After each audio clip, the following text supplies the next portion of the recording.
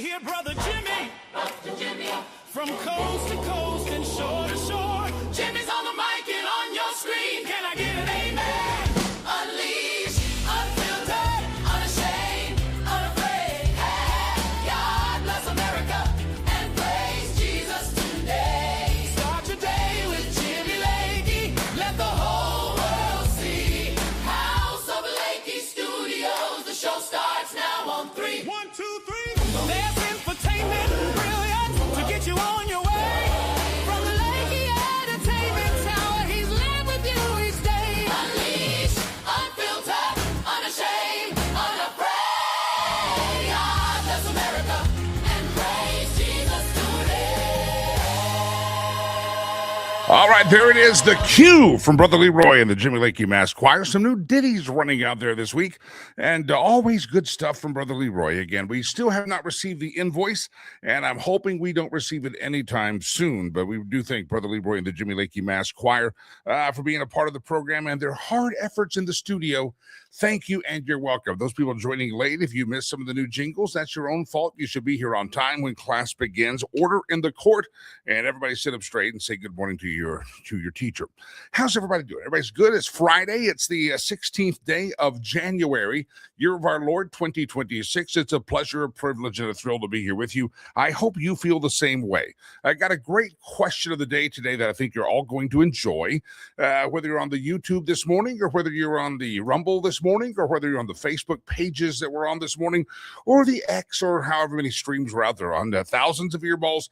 Either see the show live or hear it later on in the day as a podcast. However you hear the show, I think you're going to want to, especially the live audience, going to want to participate in the question of the day. That's coming up here in just a moment. A couple of other news stories, though. Breaking news story is what happened to the Iranian story. Did Donald Trump let down Iran? Were you expecting there already to be military action in Iran? Give me your thoughts. We've talked about what should our response there be. I was listening to some experts and doing a little reading, and they're waiting still for a carrier unit to get in the area. And there is that. I've heard some people say that it needed to already have happened, that maybe the Iranian crackdown has already scared the people and knocked them down. But you do have to know that President Trump and the U.S. military in these actions are not reactionary. They are very planful. And for instance, when we raided the Maduro compound in Venezuela, you knew that had been the planning, that they had been training in an actual mock-up of what Maduro's compound looked like. So they had recreated a Hollywood set of sorts so that they could do training. So you do know that under Hegseth and General Kane and President Trump, our military so far has not rushed in. There's been very careful planning and thus flawless execution, including previous bombing of the Iranian nuclear reactors and nuclear plants and nuclear facilities. So I have to not the reactors, but the facilities there. So I have to say that if the President Trump is going to do something, and this would be such a big thing for them to do, to get militarily involved so that we can help the people not be martyred and massacred on the streets there of Iran, you have to say that the president's probably planning this out, or Hegseth, the Department of War, and the Joint Chiefs of Staff Chairman, and they're all planning this thing out. So I would say that I think President Trump, he seems to be a man of his word. He has kept his word, and every time when he makes a promise, he does like to deliver. When he gives a warning, he does mean it. And I would have to say that I would imagine that there's going to be some action taken, but it's being thoughtfully planned out. What do you think? Do you think that do you think that maybe, just maybe, we have decided we're not going to do anything with Iran? President Trump's not going to keep his word? Do you think that for one little minute? Now, something you maybe didn't pay attention to because the media doesn't report everything front and center. They'd rather show you smoke bombs and tear gas on the streets of Minneapolis. They love covering riots in the media. Love it. They just absolutely love covering riots. But U.S. Ambassador to the United Nations, Mike Waltz, warned during an emergency Security Council meeting that Donald Trump is a man of action. So in an emergency security council meeting that the United Nations, our ambassador to the United Nations, Mike Waltz, representing President Trump, said that we all have responsibility, this is a quote, to support the Iranian people and put an end to the regime's neglect and oppression of the Iranian nation. Of course, Iran has been plunged into turmoil. Death tolls show that at least 2,600 people, according to U.S.-based human rights activist news agencies. Some news agencies are saying it's 20,000, but the human rights agencies on the ground say it's about 2,600 from what they know. But here's what Mike Waltz said. So if you thought that maybe President Trump and the administration had forgotten about Iran and you were expecting to see stories earlier this week or already this week that we had done some kind of an activity in Iran, because of the European media was reporting that actions were imminent, that Donald Trump had actions flying immediately. There were stories about B-2 bombers flying around the globe and taking off, military assets taking off, and earlier this week. But none of that seems to have been true, or at least related to Iran. But here's what Mike Waltz said at the United Nations yesterday, talking to his colleagues around the globe. He said, colleagues, let me be clear. President Trump is a man of action, not endless talk like we see at the United Nations. He has made it clear all options are on the table to stop this slaughter, and no one should know that better than the leadership of the Iranian regime. And so this is right after one of the deputy Iranian ambassador accused the U.S. of trying to destabilize the Islamic Republic. So while it's not necessarily top news here, people are saying, hey, there's going to be action there, and he's a man of his word. So everybody hold tight, and we'll see exactly how this all pans out. Also, an update on some of the somebody said, well, President Trump tweeted out and said, go to the streets and take to the streets and keep protesting, and remember who's doing all this prosecution and persecution of you.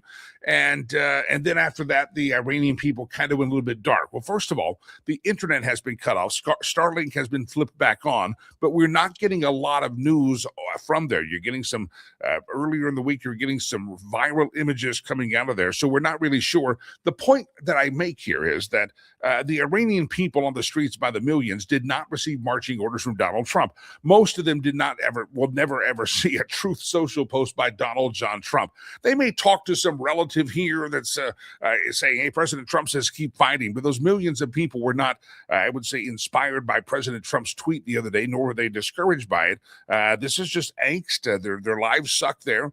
And it's going to be interesting to see how President Trump falls on this one and how quickly he does something. But he is a man of his word, and while we're not talking about it, at least pundits were saying maybe he's not going to stand by the Iranian people. I hate to break the news to you, kids. He is a man of his word. There's our Loa jumping in from Texas. He's a man of his word. He's also deliberate, won't go carelessly, and we also don't know what's being done covertly. We do have assets on the ground.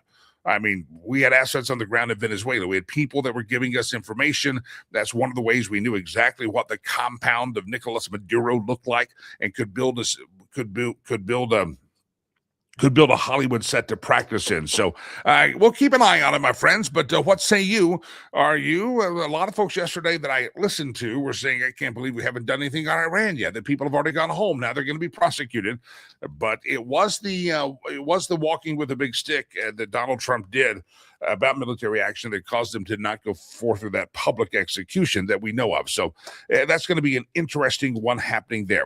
Anybody, it's amazing to me how many people haven't figured out Donald Trump yet. The guy is a man of his word. The guy stands by what he says. You don't have to like what he says, and you don't have to like what he does, but Donald Trump does do what he says, and he carries out in his big picture ideas. He's also a guy who wrote a book that told you about the swagger. Again, you don't have to like the guy. I like him, but you don't have to. But you have to understand who he is. You ready for this? Greenland. Everybody's got their panties in a bunch about Greenland. He says, we're going to take the military in there if we have to. We got to do this thing. And then the next day, he's like, we're not military. They're going to have to just, maybe we'll buy it from them. And people get all nervous. Even Speaker of the House, Mike Johnson, said, I don't like military action in Greenland. Has anybody not remembered from the first term and his entire career that Donald Trump negotiates? And the way Donald Trump negotiates is he makes some big statement that seems a little bit outrageous. And after he makes that big statement, he dials it back. So, it doesn't have to be that way. It's all part of his negotiating skill. He's done it time and time again. And I'm amazed at how many people hear him talk about Greenland, which he's trying to strike a real estate deal. And people get all nervous. Even Republicans go, we don't know what he's talking about, because you're stupid and you don't understand how he carries himself and how he gets deals going on. Donald Trump is continuing to double down on Greenland. Now, I would encourage all of you, most of us never thought of Greenland. I remember social studies class and geography class, we learned that they were misnamed to try to get people not to go there, or to go there. They said, that's a Greenland. Look how that is. And it's not green. And Iceland is more beautiful, and people didn't want to go there. So I remember kind of the studying of it, but I never really thought about their strategy in the grand scheme of things. And only now, as a grown man, have I, with this talk of Greenland, looked at some of the shipping routes that have been published that happen up there, right north of Canada and up past Alaska and going across that north. It's the Arctic Sea. It's the North Pole. And you don't think of it. You think of it as an ice skating rink, but it's actually shipping lanes. And the Chinese and the Russians have been trying to dominate and or increase their activity in those shipping lanes. Think of it. If you're going from New York and you want to get to parts of Russia, you're not going to go Atlantic Pacific. The quickest route is to go north, if wherever you're at, to hit the northern, over the top of the globe. We have this round globe. It's not flat, so there's quicker ways around it. But you got to be able to control those shipping lanes. You have to have the equipment. And the Chinese and the Russians have been looking at that, and nobody else has been paying attention to it. Donald Trump did not wake up one day in his 4 years out of office and go, wow, we got to take Greenland. That'd be a great thing.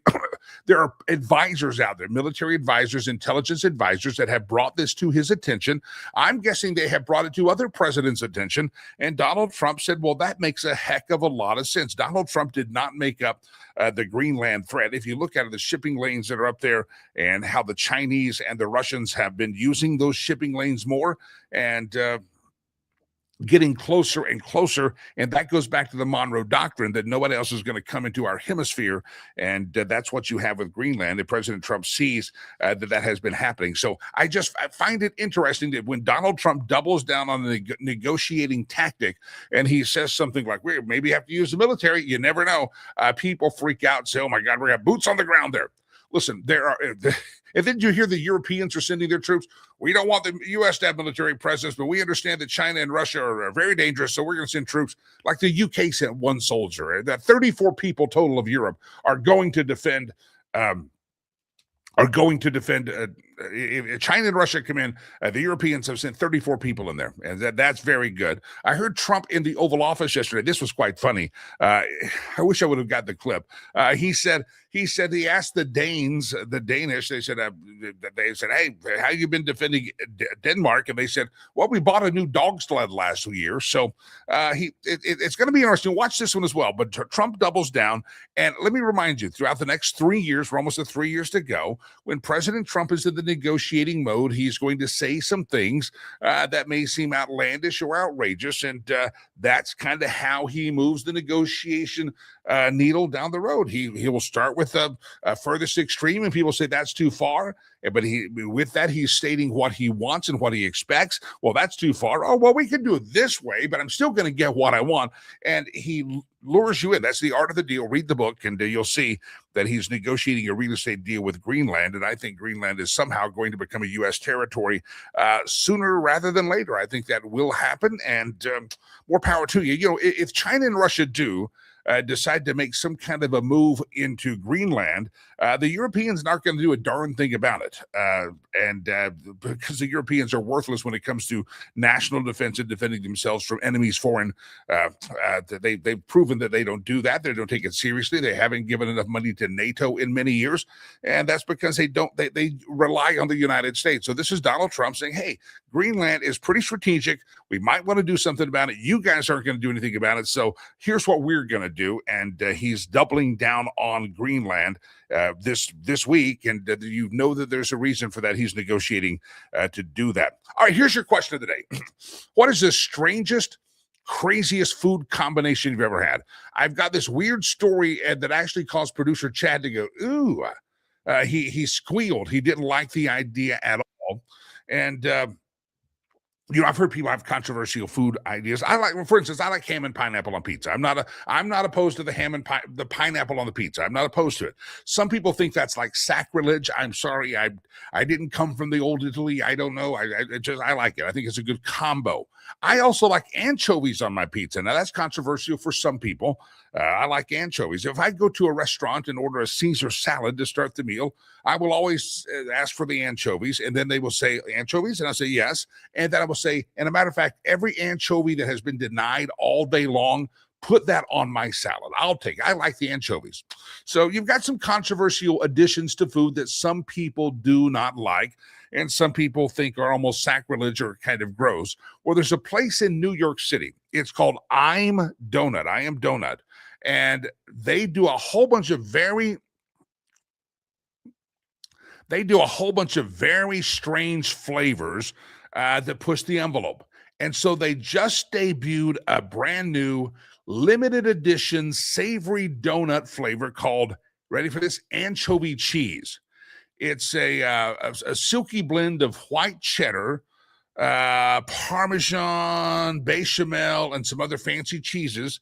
And they torch it to perfection with a single premium anchovy. I have a photo I'll pull up here in a second, and I would actually try this. A lot of these fancy cheeses that just sound delightful, and topped with a beautiful anchovy on top, and I think it'd be fantastic. And it's in New York City, and it leads me to the question, what are the most strange food combos that you have ever thought of, or that you think people do? Do you think that pineapple on a pizza is a strange food combo? I don't. You probably, some people do.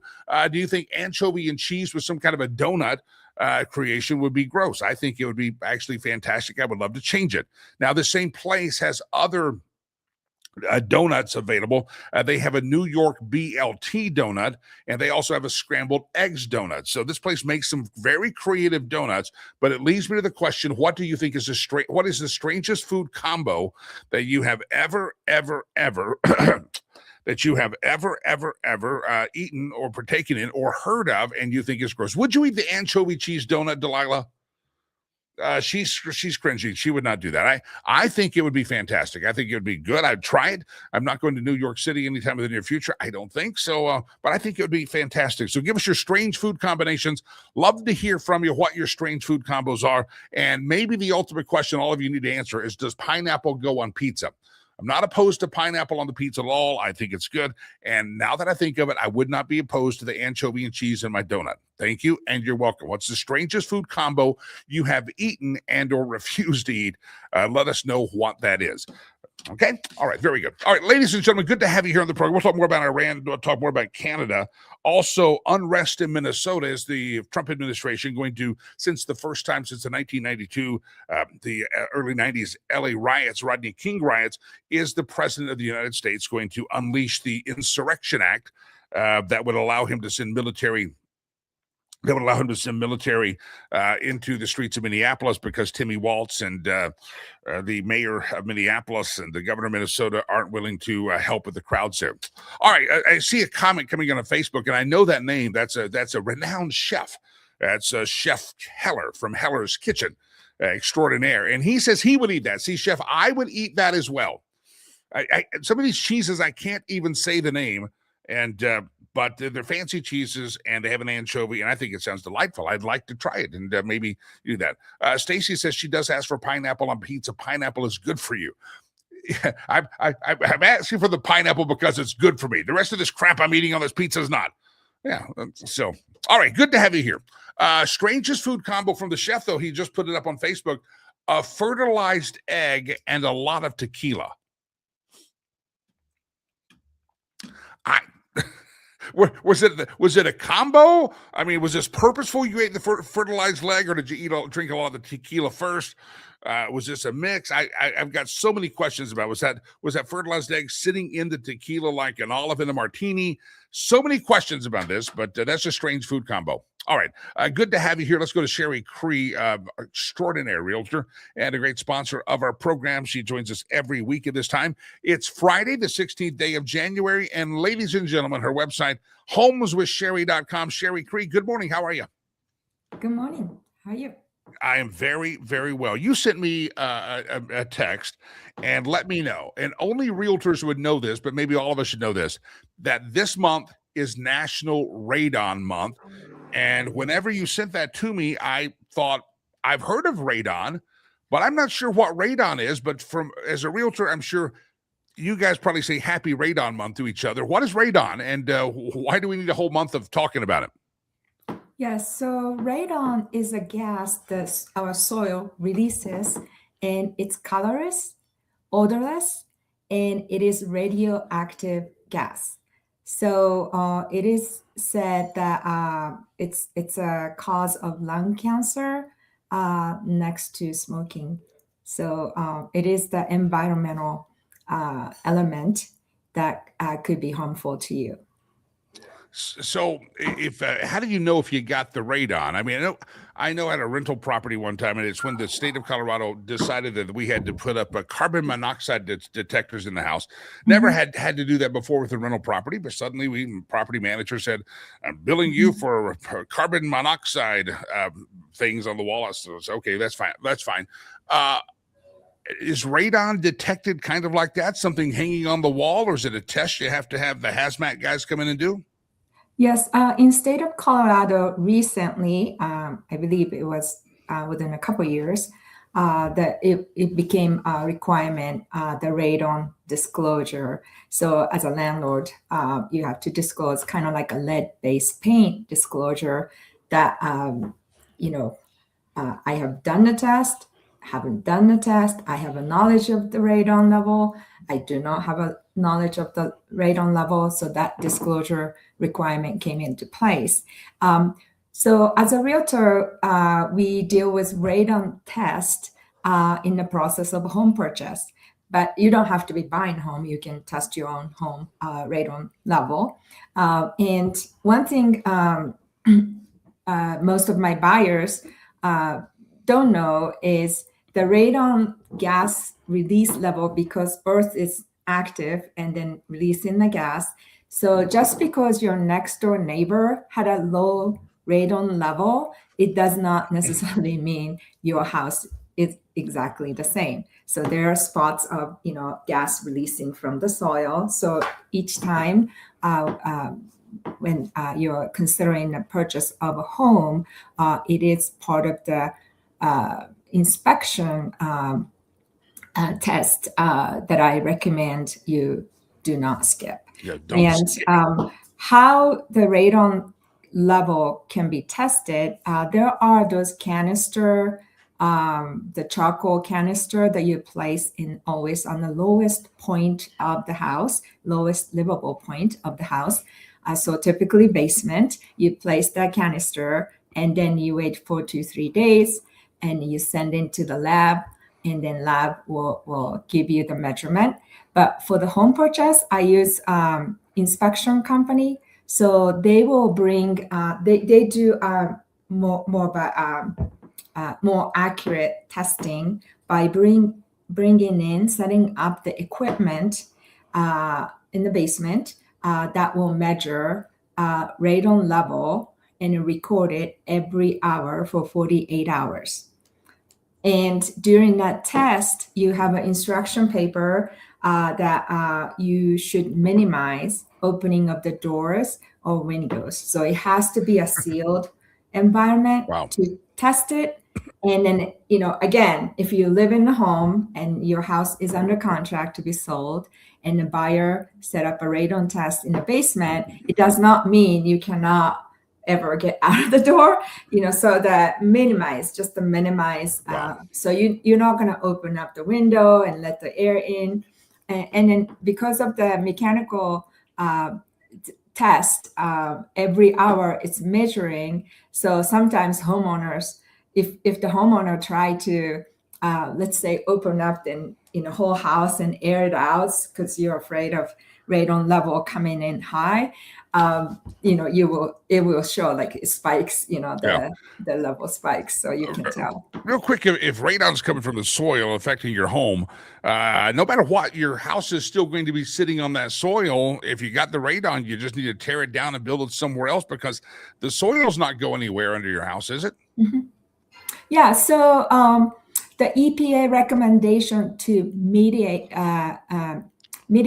radon level is that if you do the 48-hour test and you average every hour measurements, and then the average, if the average is over 4.0 PCI/L, so the level, measuring the radioactive, element, the EPA recommends mitigating, and then mitigation is not. You don't have to panic if the level is high. It's a very simple mechanical system. So you stick a PVC pipe into the soil, and inside the pipe there is a fan to create the negative pressure. Okay. And then the pipe will ventilate outside of the house. And one important thing is the soil. So the floor of the lowest point of the house has to be sealed in order for that system to work properly. So if it's like a concrete slab floor, all the cracks and things like that needs to be sealed. If it's like a crawl space with the soil exposed, you have to install the vapor barrier so the flooring base of the house needs to be sealed, and there's a PVC pipe going into the soil with a fan inside, creating a negative pressure, sucking the gas and then ventilating out of the house. So it is not the end of the world. It's very easily mitigated. And then because it's a health issue, considered health safety issue, typically buyer asks the seller to mitigate it, and then seller typically mitigate it. I know what you're all thinking. You're thinking that's a lot of information, and I'm now scared. You don't have to be. If you're buying or selling with Sherry, she's going to make sure the testing gets done. She can get to the people that can mitigate the problem. Go to her website, homeswithsherry.com, homeswithsherry.com. But there's a little public service announcement. It's National Radon Month, and you might want to pay attention, especially to buying a home. Sherry's going to make sure that you're not going to move into a house that has that radon going on in it. And again, don't be overwhelmed. This is why you have to have a good realtor to kind of walk you through these processes and connect you with people that can do the test and mitigate the problem. Sherry, I appreciate you hopping on here. I hope we see you Tuesday if you can make it out to the a roadshow event. We'd love to see you there and introduce you to a couple of people. If you can make it, we'll see you then. Yes, I'll be planning to. Thank you. You got homeswithsherry.com. That's your website, homeswithsherry.com, homeswithsherry.com. See, that's what sometimes you hear that. It's like people talk about remodeling or doing somebody's home to get it ready to sell. You get overwhelmed. I was talking to Sherry, and she was talking about a family out of state that realized their parents probably needed to downsize, and they were overwhelmed by it, but they get a good realtor like Sherry, homeswithsherry.com, and she arranged a lot of the stuff. They had to do some sewage pipe repair outside the house, and they were out of state, and Sherry said, listen, I've got the house listed. I'll help you out with this, and they work it out. You got to have somebody that's going to be part of the team because some of this stuff can be overwhelming, whether it's a radon test or whether it's a house inspection and you find something big. Maybe you're out of state selling your parents' house. Sherry jumps in and helps with all that. And that's just what a good realtor does. And she's got the people, the network that can help you walk through that process. Homeswithsherry.com, homeswithsherry.com. All right. Everybody see this story about Kamala Harris? I really think sometimes that we need to wake up, and I know some people have drank the Kool-Aid, and they don't realize that a lot of folks don't believe the crap they're telling you. They tell you what they tell you because they want to control you. They want your behaviors to change, but their behaviors never change.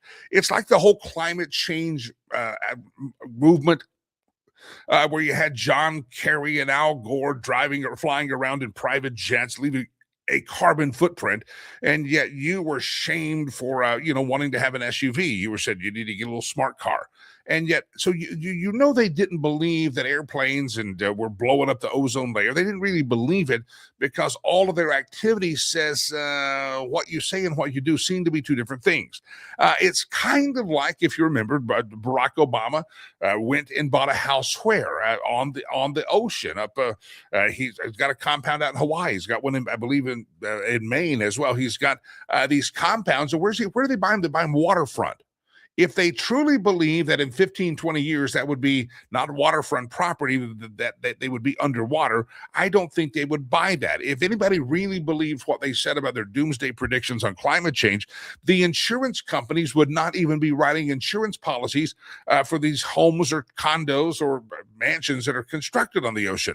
But again, the politicians go out there and they get little girls that are mentally weird, like Greta Thunberg, out there and say, "How dare you?" And Greta's drank the Kool-Aid, and Greta, all your heroes don't believe all this crap. Climate change warrior Kamala Harris, who's been on the bandwagon with all the nonsense about climate change. I'm sure you heard this. She has bought a home, and she hasn't bought a home that's going to reduce her carbon footprint. She's bought a mansion. And guess where Kamala's new mansion is at? It's on the beach or near the beach in Malibu. This is the writer of the Gateway Pundit says, have you noticed this pattern? Democrat elites, the people most likely to lecture others about climate change and to claim that it's an existential threat to humanity and the planet, they sure like to buy homes on the coast. This is exactly what I said. Look at Obama. Where are his homes? Martha's Vineyard and Hawaii. I just said that. Does it sound like a man who's worried about climate change? The new home for Kamala is just the latest example of this. Her and her husband, Doug Imhoff, recently dropped a little over $8.15 million. It's a 4,000 square foot, 4-bedroom, 6-bathroom home in Point Dume, a neighborhood in Malibu that's home to both Hollywood and more recently Silicon Power Valley's power players. The California Post is reporting the neighborhood rests on a 63-acre perch above one of the most famous and exclusive beaches. It's known as Little Doom, and access most some of the most coveted surf breaks. But she's bought one on the hill, bought one near the beach at Malibu, and again showing that climate change warrior Kamala Harris is not necessarily that dedicated to the cause of climate change. And again, hypocrisy on display. So next time you're going to lecture all of us, what's been 30 years, 20 years, 30 years since Al Gore's inconvenient truth, and it turned out to be a very inconvenient or convenient lie that he told. Well, that hasn't happened. And just, again, wake up, think for yourself. And when Kamala, all the stuff that she's lectured us about, they don't believe it. They don't believe it. John Kerry didn't believe it. Al Gore didn't believe it. That's why they flew in private jets. I saw Al Gore at an event one time. And what was funny is he had a chain of SUVs waiting for him. All of them were running while he was inside speaking. He was in a ballroom or a convention center speaking, and all of his motorcade, and it was a motorcade. He was no longer the VP, but it was a motorcade, and it was him, and they left the vehicles running the entire time, exhaust fumes coming everywhere. And by the way, he was in gas-guzzling vehicles as well in his motorcade.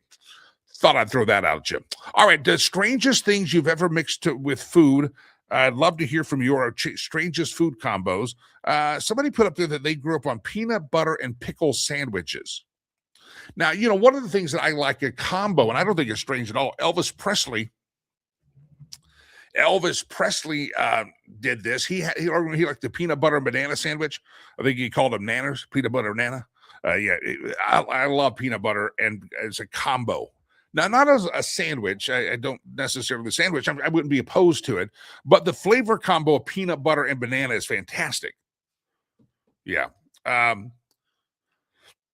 Scott just says, Jimmy, would you have pineapple on your anchovy pizza? That's not something I've tried. I do like anchovies on pizza, more with these savory meats there, but an anchovy on a ham and pineapple pizza might go good. I like anchovies. That sweet and savory all together, and the salty. I think it's good. I like anchovies. If I eat a restaurant, they offer a Caesar salad that have the anchovies. I want all of them. You would like anchovies? All of them. Would you like anchovies on your pizza? Yes. Would you like fresh ground pepper? Yes. Anchovies, more anchovies. I like anchovies. I think they're fantastical. About strange food combos. And again, it comes from this story out of New York of a donut shop that has created a new donut that is called anchovy cheese. And it is a very strange combo, but it has a lot of fancy cheeses, a silky blend of white cheddar, Gruyere, bechamel, Parmesan. There's just several different cheeses there, and they torch it, they melt it down, and it's topped with a single premium anchovy. Let me see if I can grab the photo here for you, and if I can, I will send that to you. I think it looks delicious, and I think we should try one sometime. If we could maybe do the road show in New York and eat anchovy cheesies. Donuts. I'm not opposed to said adventure to New York because I think it sounds great. I mentioned it to producer Chad. He was not that thrilled. Yeah, he was not that thrilled with the combo, but I think it sounds great. Let me show you too. I think I can get this on the screen without causing too much disruption here. If I disconnect the whole show, I'm sorry, I did not mean to. Leslie Corbley's coming up here in just a moment, and we'll talk to her. But okay, here we go. This is the anchovy cheese limited edition flavor, Chef's Inspiration. I think that's good.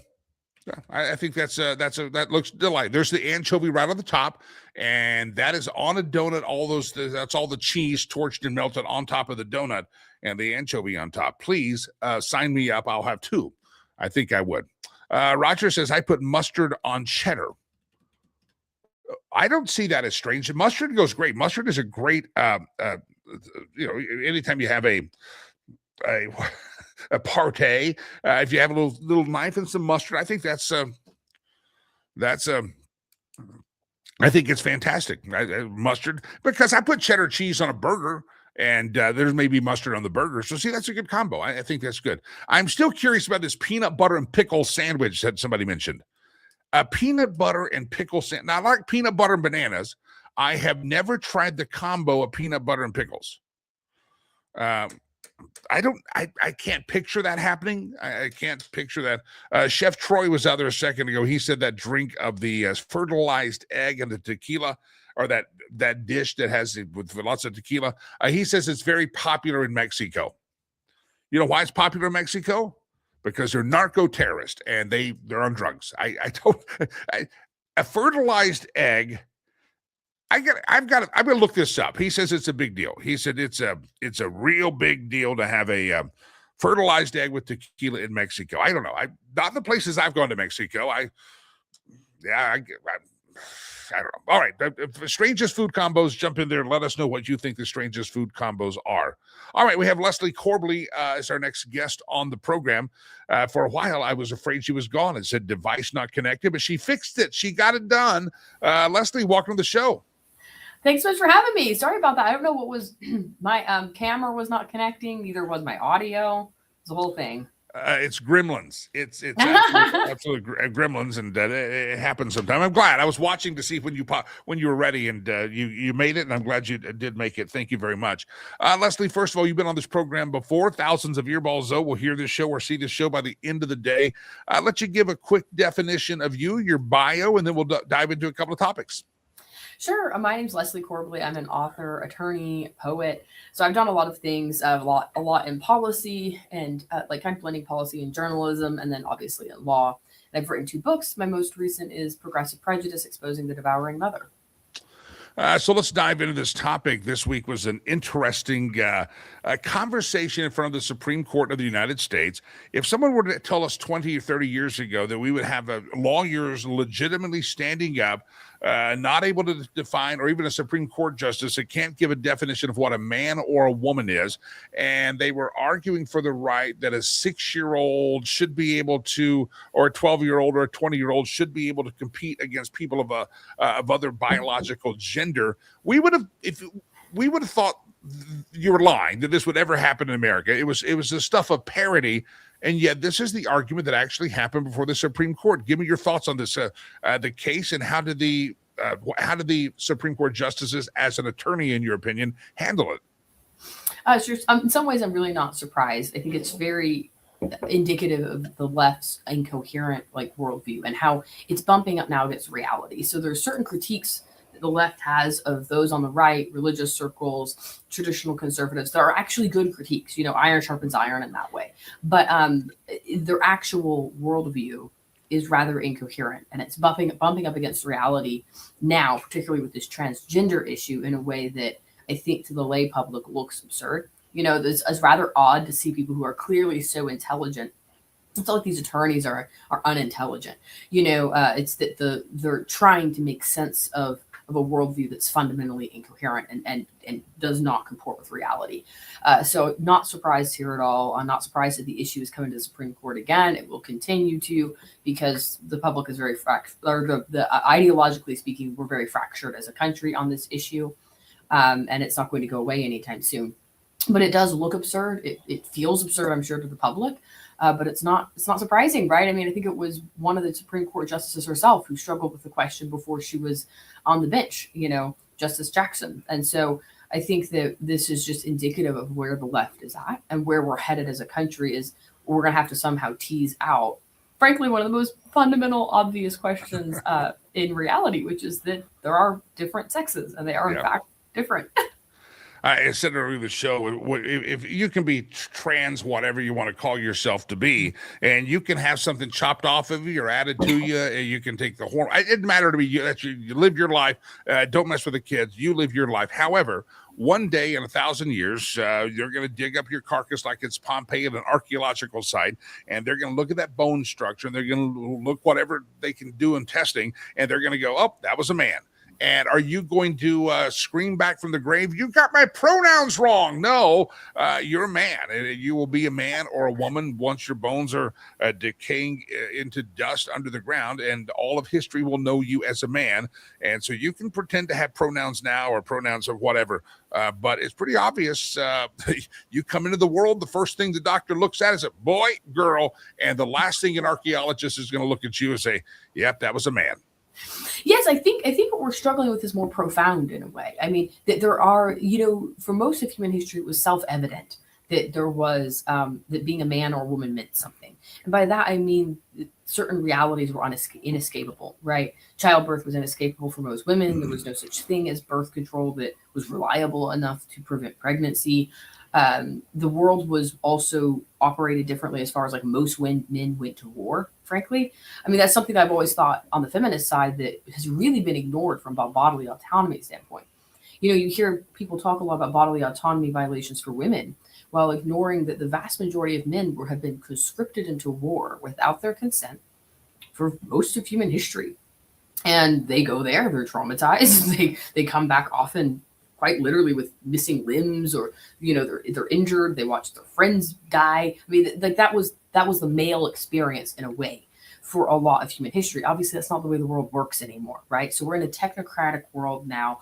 It does not operate like literally physically the way it used to, and that I think is a adjustment biologically for humanity as far as what does it mean to be a man and a woman in a physical world setup that doesn't mirror what it used to. So that's part of it. And then the other part is, that it's ideologically inappropriate. It's considered sort of philosophically or culturally inappropriate to note the differences between men and women right now. And that's, been a movement that's gone on for decades now, which has, again, some positives associated with it. But I think that we now are in a crisis, frankly, where young people increasingly, frankly, have no idea what the concept of being a man or woman is, and they don't have what they don't have, which is troubling, is adult models of what it is to be a man and a woman. Yeah. Right. We increasingly don't have that. So how are children to embody their appropriate, healthy masculinity or femininity without a clear model of what that looks like in the adult realm? And I think that we're struggling with that again on both fronts. I think a lot of young girls who are concerned and want to transition, say, female to male, I think that often has underlying it is a desire not to be preyed upon, right? They're afraid of what it is to be a woman because of the possible vulnerability that comes with that. And so an escape for that is to be a man, right? Well, if I'm a man, then I'm not vulnerable. I get to be strong. I get to be, I get to be a leader. I get to be all these things that I associate with strength and not being preyed on. Right.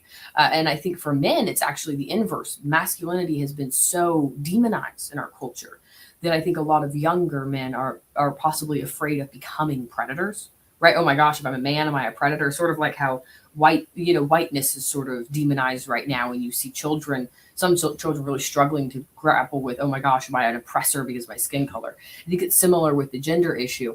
However, I think it's more dangerous in some ways for men than women to abandon their role, because I think women in some ways are inherently more vulnerable, and I'm speaking biologically here. Like, women do go through childbirth, and that does require a certain degree of care that is difficult to push aside, especially when the time comes. Yep. And so I think when men abdicate their role as men, it actually leaves society weaker, and it leaves those who are vulnerable open to being preyed upon, because the entire purpose of a healthy masculinity is to protect, right? It's to protect those who are vulnerable. And so if you walk away from that and you say, I'm so scared of becoming a predator, that I'm not going to engage in any healthy masculinity, well, then what do you have? You have the actual predators now have room. And I think that's what the trans issue really shows, right? So I'm sure there are some vulnerable men out there who are trying to use women's spaces and they don't have any ill intent. I'm sure that exists. But the bottom line is, when you open up the space to anyone who says they're a woman, you're opening it up both to those vulnerable people and also to predators, right? And that's, I think, what the left struggles to grapple with. The voice of Leslie Corbally. We'll talk about her book here in just a moment. But she's a lawyer, an author, a poet, and she lives in Utah with her husband. Enjoys all the nice walks on the beach, but they don't have beaches there in Utah, so she likes CrossFit and all sorts of great things. A great lady. You can get to know her, but she's also written the latest book called Progressive Prejudice: Exposing the Devouring Mother. Leslie, before we get to the book, I heard this theory, and I haven't unpacked it fully in my head, but it kind of made sense, because this week it became obvious that a lot of the most screaming, noisy people in Minnesota, beating the drums and blocking the cars, are women. They seem to. I even saw one protester that said, "Don't call me a man, I am a woman." So it was a trans person, but the typical stereotype, typical blue-haired, holding up a sign. They probably voted for. It just looked like a Democrat female convention, to be quite honest. And I said, how did American women get to this point? And someone said, because women have, they've suppressed the natural instinct of a woman is that of a mama bear, a protector.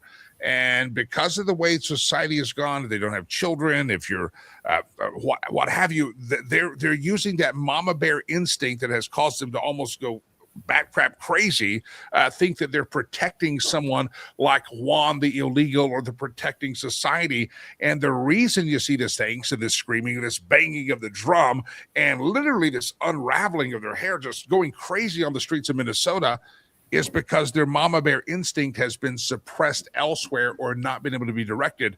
And now they're using that natural thing inside of them to become a protector, and they're coming across as crazed. Any thoughts on that? I know you're not a psychiatrist, but I said, well, that may explain, because how did we get here to where a woman would go out and behave like that? I mean, it's crazy behavior. I think that could be part of it, but I think fundamentally it's ideological capture. I mean, some of these women probably have children. And you're thinking, well, why are you directing your energy? It's disordered direction of energy, right? So I think there's just a lot of ideological capture, frankly, across the spectrum. It's very common in American politics right now to get so drilled into your political ideology. Maybe you're also on these screens that reinforce it. A lot of people are heavily online in these kind of ideological spaces, and it becomes, I think, very easy to get sucked into that mindset that you're somehow doing the world a favor by doing something that to a sane person looks absurd, right? You're maybe blocking one or two agents, even if you greatly disagree with the policies that are being put in place, or if you think this is illegal. Ultimately, your actions are likely having little to no meaningful effect on the policy that you're complaining of, right?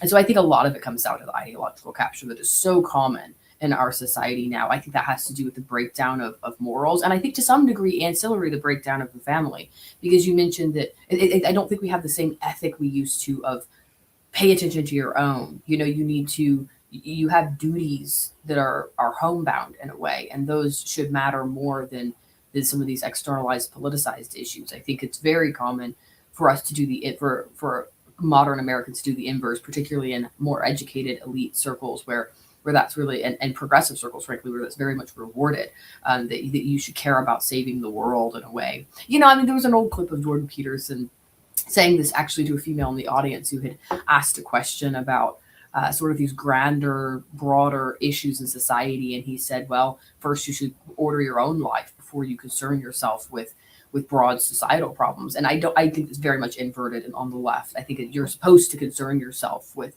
these broader thought processes before you maybe get your own internal life properly ordered. And frankly, I think people who with inner issues and in our unresolved inner problems, that leaks out externally in their behavior. And whether that's, you know, a misplaced maternal instinct, I'm sure for some it may be. For others, it could be whatever other disorder is going on inside that eventually comes out and is seen in behavior.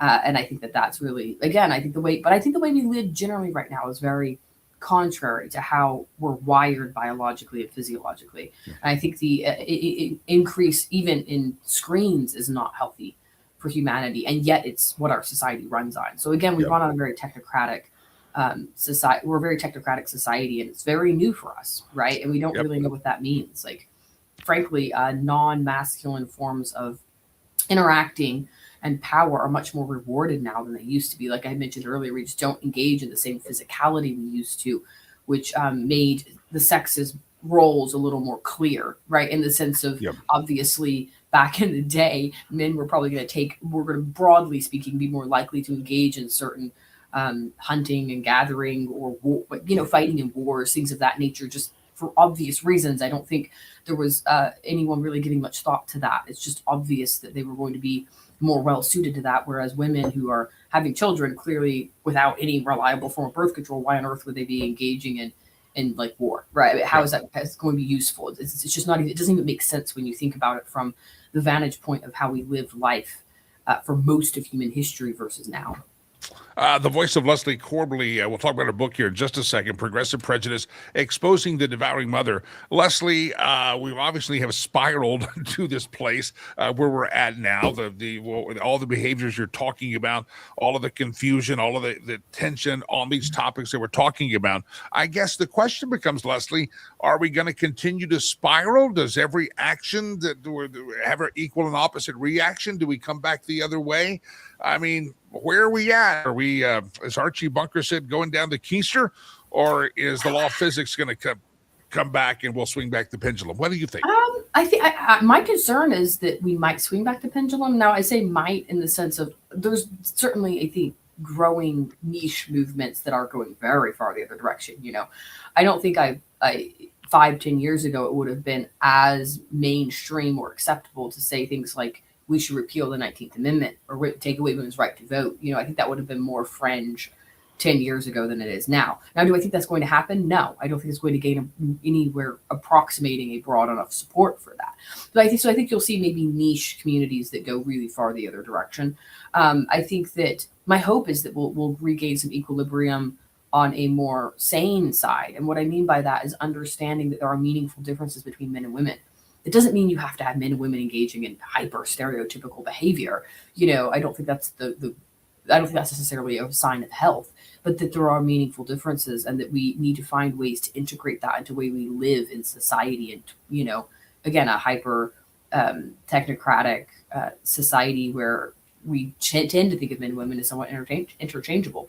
I do think that I think it will take a lot of time, though, a lot of generations to work that out. And what I mean by that is that, like I said, the non-binary, this sort of transgender, gender ideology we have going on right now, it's not going to sort itself out soon. There's going to be a lot of people who live that out and who raise children in that manner. And I think that we're going to see some of these things sort out naturally over very long spans of time. But I do think that there's a wariness. I think of the public and those who are non-ideological are becoming very weary of leftist ideologies and very tired of sort of certain denial of reality that to a sane person looks absurd, right? I don't think you have to think men and women should have hyper rigid, you know, women can't work, for example, to understand that men and women are different at a physiological and biological level, right? And that this has something to do with how men and women should behave in the world, right? The hardest part, frankly, is that there is no, it is somewhat subjective. You know what I mean? There's always been men who have more femininity to them, that were poets or something, as opposed to a general, you know, and women who are tomboys, right? This is not uncommon or new. But I think frankly, before I think in years past and in decades past, we've had a more balanced understanding of that doesn't change the fact that you're a man or a woman.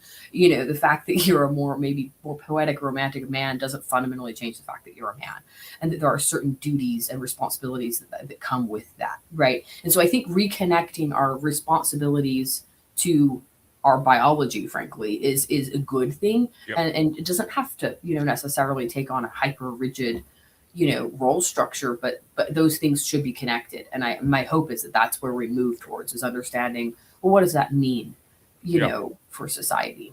Leslie Corbally, you're almost out of time. You're an attorney and an author. Your latest book is called Progressive Prejudice, Exposing the Devouring Mother. Give the quick thumbnail elevator speech on the book. Again, Progressive Prejudice, Exposing the Devouring Mother.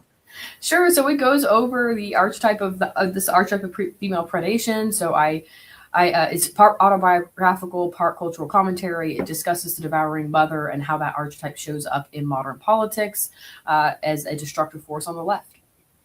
And when somebody reads that, a man may be going, what? That's a woman's book. Is this for the Woman's Book Club, or is this something that is going to engage all of our viewers and listeners? And we only have two genders on we men or women. I mean, is it going to help all of them?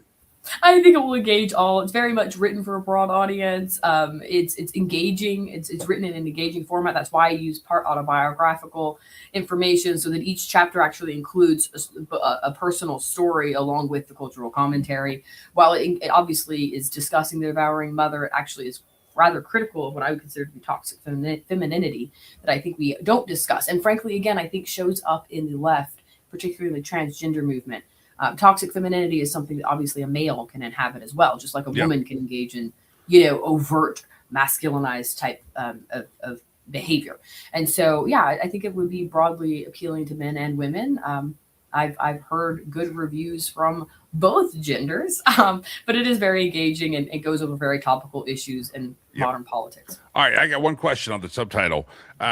Give us the quick definition. You got to read the book to know. What is a devouring mother? Give us an explanation of a devouring mother.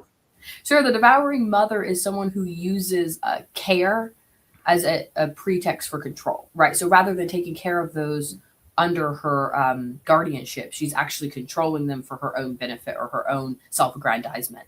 And that's what I would argue is very common among those on the left today, right? There's a talk of we need to take care of the public, politically, for example, but a lot of the policies of the Democratic Party, for example, I think are more focused on control and maintaining their own status quo of ability to control the public. COVID's an example of that. We're going to take care of you. There's the shot you really need to get, but it really was more about control rather than care. So again, fundamentally, the devouring mother has those whose care, who are under her care, and rather than she uses care as a pretext to control them. Gotcha. Fascinating. We can track our kids everywhere. We can control everywhere they're at with their cell phones. And my mom used to just say, well, come home when the street lights are on, and or you should go in the yard and yell my name until I heard her 3 blocks away. But that's a different world we live in. Different world. Leslie Corbally, I appreciate you coming on. Your website, I believe, is right there on the screen. Is that correct? That's correct. Yeah. Or you can get the book on Amazon.com. So links are available in multiple places. Leslie Corbally, pleasure. I'd like to have you back on. We'll get you back on again here sooner. And thousands of earballs will hear that interview. And again, if you're not seeing it on the screen, it's Leslie, and then Corbally is Corbly. I know a lot of you listen on the audio, the podcast versions of the show later in the day. So make sure you go to our website or Amazon, look up Corbly, Corbly, Leslie, and you'll find the books. And smart one. She's smart. She's smart, Delilah. Delilah, why can't you be so smart? Well, she went to law school. I'm not going to say what school you went to. I almost said, no, Delilah went to college. I'll say that. But she earned her money through the way to college, stage number 4. That's what she did.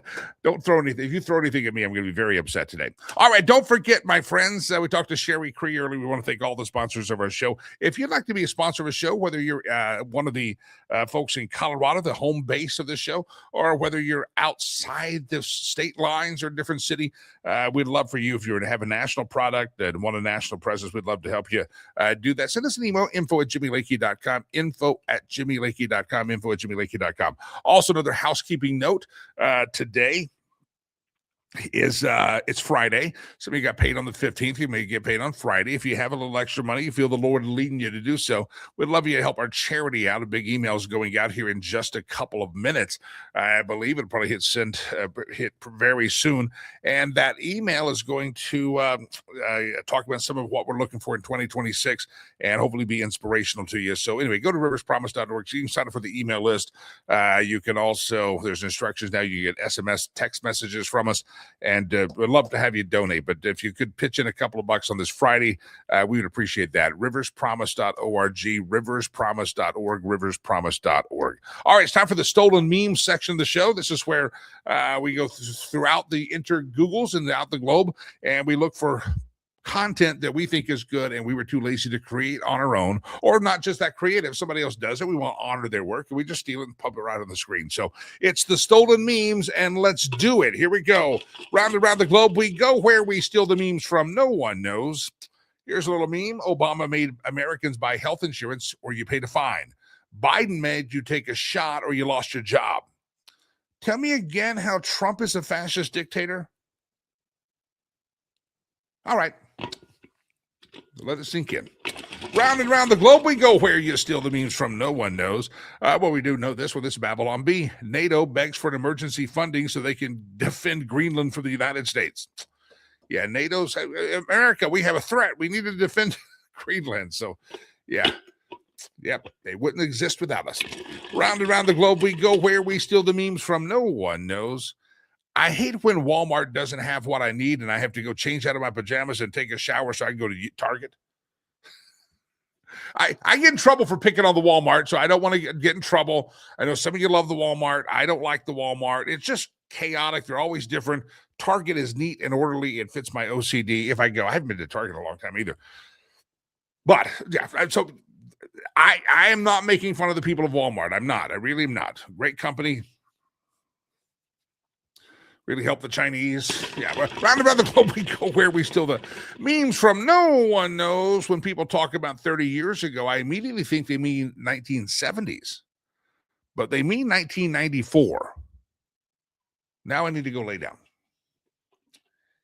Pour me a drink, Delilah, please. That's scary. That is true. You start thinking of life like that, like the music. I think I saw the meme the other day. I think I did the math in my head and it was right.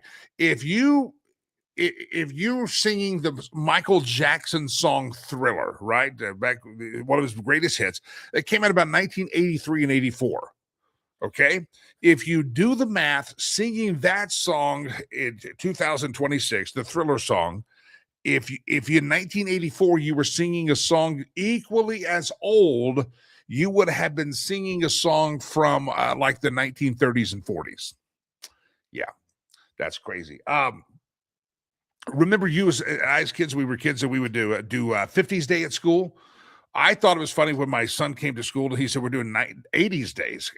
And to him, the 80s and 90s were as much foreign as Fonzarelli and the Happy Days show. And that it was it's the same distance. And you're getting old. Yeah, go lay down. Everybody lay down. None of us get off the planet alive. That's all we know. Round and around the globe we go. Where we steal the memes from, no one knows. Margaritas are basically a wellness drink. They have lime, that's vitamin C. Salt is electrolytes.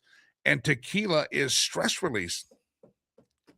Yep, it's stress release.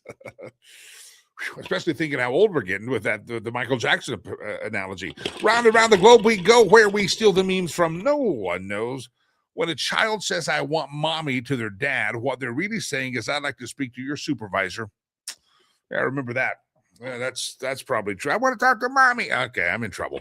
Round and round the globe we go. Where we steal the memes from, no one knows. There it is. The Chinese have stopped us with the best intellectual property theft, and they didn't want us to exceed our expectations, which this show never exceeds our expectations, so it's okay. Don't forget, my friends, Monday morning, we'll be back here. Good Lord, Run the Creeks Don't Rise. And then Tuesday is going to be the big Lakey Unleashed Road Show right here in the beautiful state of Colorado. Our first road show event for 2026. It's January the 20th. It's at the Casbah Cigar Lounge. And let there be known that there is a cigar lounge. And if you can make it, we'd love to have you there. I'm told, and I cannot corroborate this because I'm not doing the purchasing, I am told that there is one of our favorite bakers, she's a chef, but she's a baker. I buy stuff as gifts from her occasionally, and she is going to, through a friend, they're going to deliver bacon-wrapped cinnamon rolls. We're thinking, I don't know how many she's delivering, but we're going to have to slice them into squares and they're fantastic, by the way. So anyway, we'll have a little food there. Coffee will be there, and it's going to be a great time. Tuesday morning, the 20th day of January. It's in Lafayette, Colorado. I've had a couple of people say they're taking vacation days to get there. I hope you'll be there. It's going to be a fantastic way to start your morning, Tuesday morning, January the 20th. The Casbah Cigar in Lafayette, Colorado. Make sure you get there. Be there. Doors open at 7:45. Show starts at 8 o'clock. And if you're watching at home or you're out of state, we'll do the show live on the road. And we're coming to, hopefully, sooner than later, we'll be announcing some other locations that we're going to make it out to. But I'll see you Tuesday morning. In the meantime, everybody have a great weekend, would you? Have a very fantastic weekend. It's been a pleasure. And don't forget to follow us on all the social platforms, Facebook.com/Jimmy Lakey fan page. It's just my name on the Twitter. It's all it is, just my name, Jimmy Lakey. Charity work. Just look up Rivers Promise. You see it on my hat and the screen behind me. Yeah, love to stay in touch. Don't forget, if you missed part of the program, we're on all the podcast platforms in about 30 minutes. Apple Podcasts, Spotify, iHeart. You got it. We're out there. Podbean. Like us, subscribe on the podcast platforms. It's been a fantastic week. We appreciate you tuning in to this broadcast. I am Jimmy Lakey. See you Monday morning. May God bless you, and may God bless America. Peace. I'm out of here.